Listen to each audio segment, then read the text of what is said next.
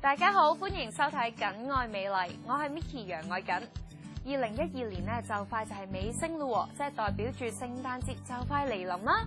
聖誕節之後咧又係慶祝新嘅一年嘅開始，所以年尾咧特別多 party 要去嘅。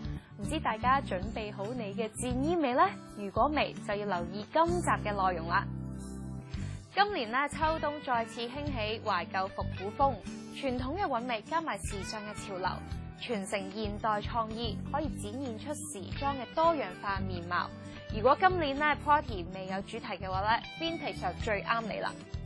當然啦，唔係話將所有同復古有關嘅服飾同埋配件擺晒身度就代表 fashion 嘅喎。其實簡簡單單一件復古嘅印花、高腰設計嘅連身裙同埋一對好靚嘅高踭鞋就已經足夠㗎啦。因為高腰設計嘅連身裙咧，就可以令到你望落去個人都瘦啲，雙腳都修長啲㗎。至於配件方面咧，都唔使太花俏㗎，就好似我身上邊呢一條頸鏈咁啦，簡單得嚟又有佢個人之處。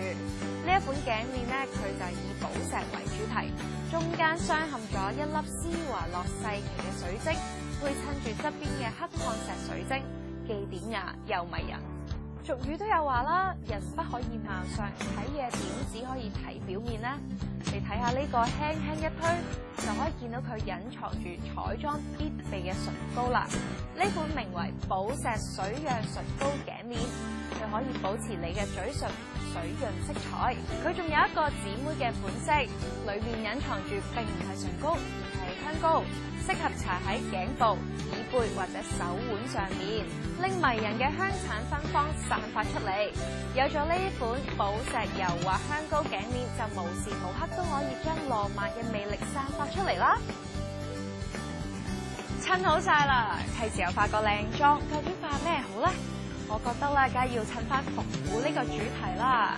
其實復古都唔一定好誇張嘅，今年特別流行一種叫融合式復古，即係唔會特定流行某一年嘅妝容，而係將各年代嘅復古融合一齊。所以我覺得最好就將個重點擺喺一個位置，例如好似嘴上面咁啦，擺一個迷人嘅嘴唇已經好吸引㗎啦。話咁快節目時間就夠啦，希望今集嘅內容幫到你哋去 party 閃爆全場啦！下集再見啦，Merry Christmas！